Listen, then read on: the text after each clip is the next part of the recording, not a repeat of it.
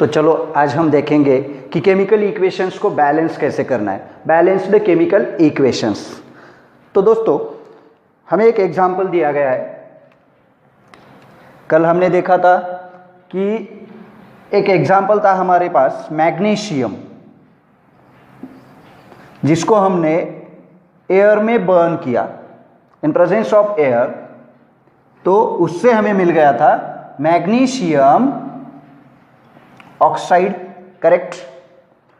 तो यहां पे देखो दोस्तों क्या है, एक मैग्नीशियम एटम है जो ऑक्सीजन के साथ बर्न होता है और उससे मैग्नीशियम ऑक्साइड मिलता है। लेकिन अगर ध्यान से देखेंगे तो ये केमिकल इक्वेशन बैलेंस नहीं है।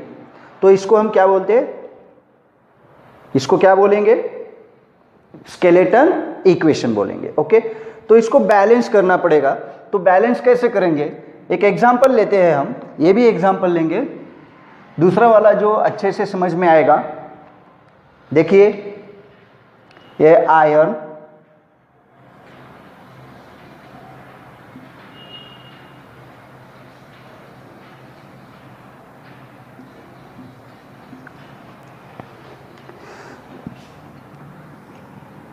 ये आयरन रिएक्ट हो गया वाटर के साथ और इससे क्या बन गया है, फेरिक ऑक्साइड और आयरन ऑक्साइड।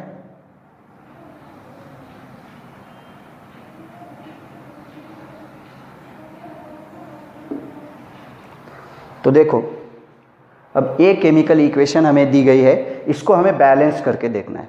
तो बैलेंस करने के लिए सबसे पहले क्या करेंगे, हम एक बॉक्स बनाएंगे जो कि प्रैक्टिकली हमें खुद से बनाना पड़ेगा। ये केमिकल इक्वेशन बैलेंस है क्या, सबसे पहले चेक कीजिए। यहाँ पे देखिए आयरन का सिर्फ एक ही एटम है, यहाँ पे कुछ नंबर दिए गए नहीं है, मतलब एक ही एटम है। और यहाँ पे अगर प्रोडक्ट में देखेंगे तो आयरन के 3 एटम है, ऑक्सीजन के यहाँ पे सिर्फ 1 है और प्रोडक्ट में 4 है। इसका मतलब ये है कि ये जो रिएक्शन है वो बैलेंस नहीं है।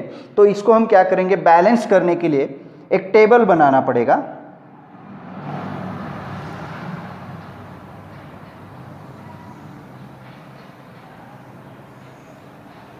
उस टेबल में सबसे पहले एलिमेंट, दूसरा रिएक्टेंट,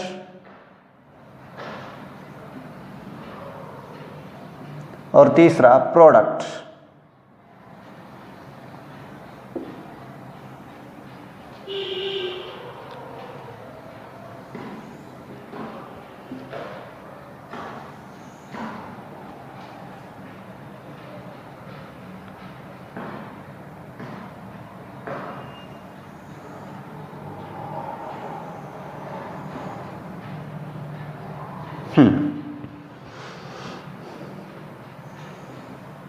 इस प्रकार एक टेबल बनाइए।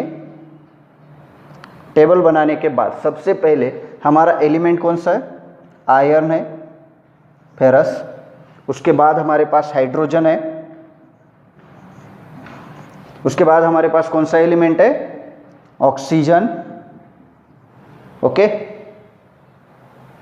तो इनके नाम लिखिए या फिर सिंबल लिखिए, कोई भी चलेगा। तो अब देखेंगे हम कि रिएक्टेंट में उनके नंबर कितने हैं और प्रोडक्ट में कितने नंबर्स है। आयरन, रिएक्टेंट में कितने आयरन है, सिर्फ 1 है, यहाँ पे 1 लिखिए। प्रोडक्ट में कितने हैं, 3 है, यहाँ पे हम लिखेंगे 3। अब हाइड्रोजन, रिएक्टेंट में कितने हाइड्रोजन है, 2। प्रोडक्ट में कितने हैं, प्रोडक्ट में 2। अब ऑक्सीजन, रिएक्टेंट में कितने हैं, सिर्फ 1 ऑक्सीजन है और प्रोडक्ट में कितने हैं, 4 ऑक्सीजन है। इसका मतलब ये नंबर अगर सेम रहेंगे टोटल नंबर्स, तो केमिकल इक्वेशन क्या है हमारी, बैलेंस्ड है। ये नंबर अलग अलग है, इसका मतलब क्या है, ये इक्वेशन बैलेंस नहीं है, इसको हमें बैलेंस करना पड़ेगा। तो बैलेंस करने के लिए हमें अब क्या करना पड़ेगा, तो सबसे पहले कंसीडर कीजिए, स्क्वायर कंसीडर कीजिए। ये जो हमें रिएक्टेंट या प्रोडक्ट दिए गए इनके स्क्वायर कंसीडर कीजिए इनको, क्योंकि इनके नंबर्स अब हमें इक्वल करने हैं। और हम इक्वल कैसे करेंगे? मल्टीप्लाई करके। मल्टीप्लाई, ये जो अंदर नंबर है उनको मल्टीप्लाई मत कीजिए, बाहर से होल स्क्वायर को हम मल्टीप्लाई करेंगे, तभी जाके हमारी केमिकल इक्वेशन क्या है, अच्छे से बैलेंस हो पाएगी। तो अब देखिए यहाँ पे आयरन है, हमारे पास प्रोडक्ट में 3 आयरन है, इसका मतलब रिएक्टेंट में हमें कितने बनाने हैं? आयरन 3। तो अब हम क्या करेंगे, इसको 3 से मल्टीप्लाई करेंगे तो 3 1 जार 3। ओके, ये बन गए इक्वल। इसका मतलब यहाँ पे हम क्या करेंगे, 3 से इसको मल्टीप्लाई करेंगे। 3 से आयरन को मल्टीप्लाई करने के बाद आयरन का नंबर सेम हो गया। अब दूसरा देखेंगे हाइड्रोजन।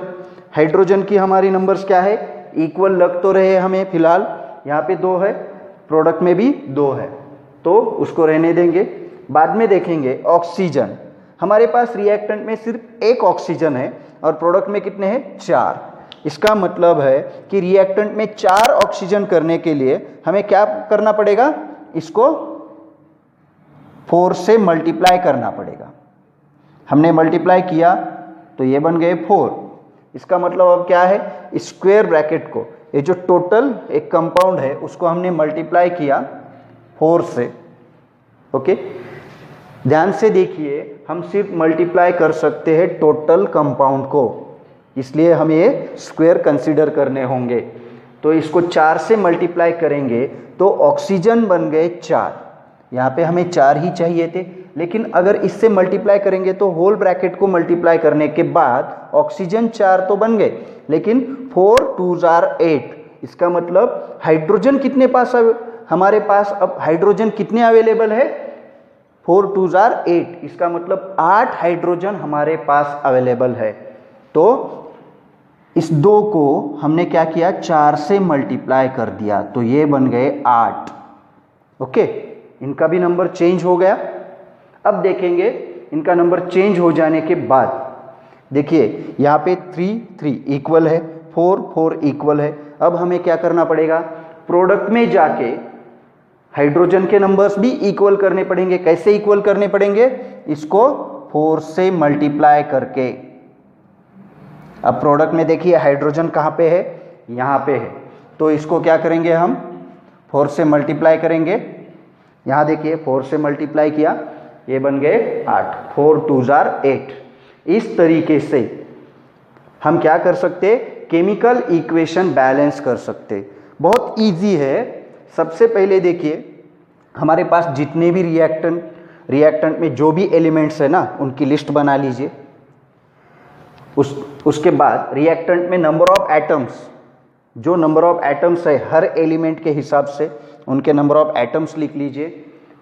प्रोडक्ट के हिसाब से नंबर ऑफ एटम्स लिख लीजिए। और इक्वल करने के लिए यहाँ जिस नंबर से मल्टीप्लाई करना पड़ेगा तो उस कंपाउंड को स्क्वायर कंसीडर कीजिए और टोटल कंपाउंड को उस नंबर से मल्टीप्लाई कर दीजिए। आपकी जो केमिकल इक्वेशन है वो बैलेंस हो जाएगी। अब यहाँ पे हम देखेंगे कि हमें ये केमिकल इक्वेशन बैलेंस करने की ज़रूरत क्या पड़ती है। केमिकल इक्वेशन बैलेंस क्यों करना पड़ता है हमें? तो why we have to balance the chemical equation.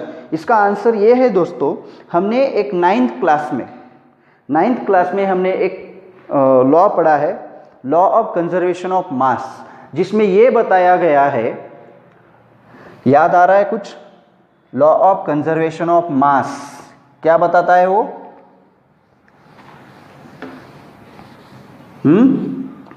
कुछ याद आ रहा है या नहीं? 9th क्लास में था हमें।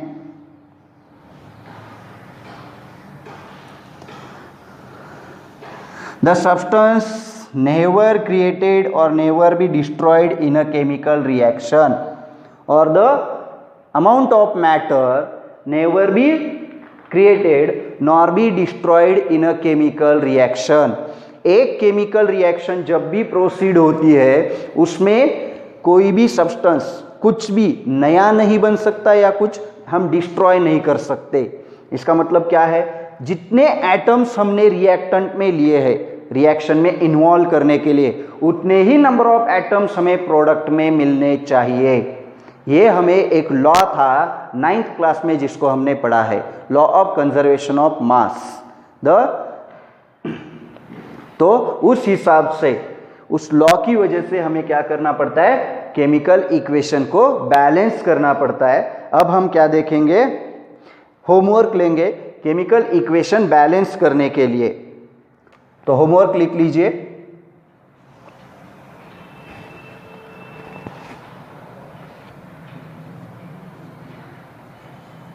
C5H12O2,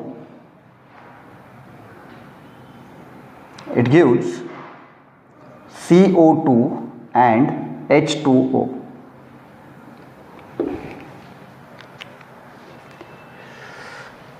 Second, zinc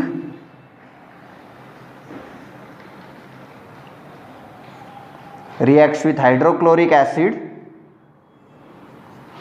and it gives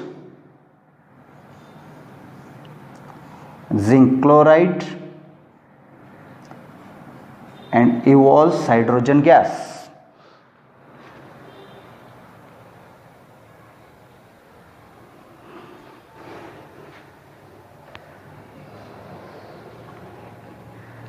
light चली गई है तो भी देखेंगे।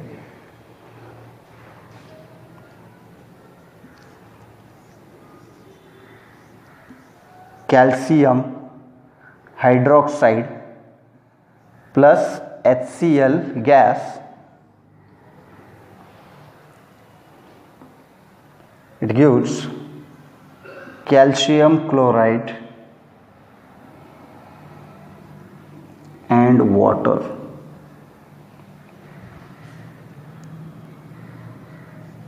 Next,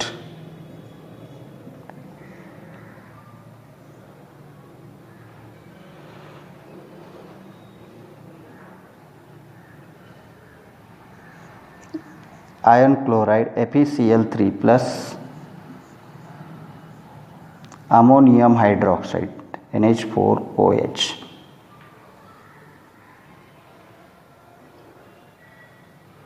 It gives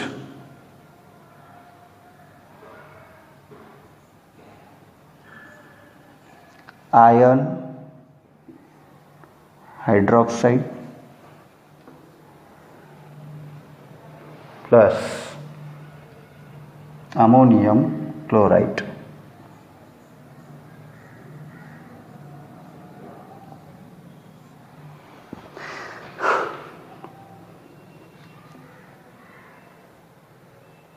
Last, ethane C2H6 plus O2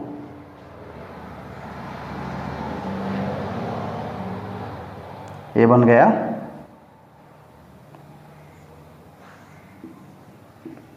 CO2 and H2O। थोड़ा ध्यान से देखिए, लाइट चली गई है तो भी होमवर्क कर लीजिए।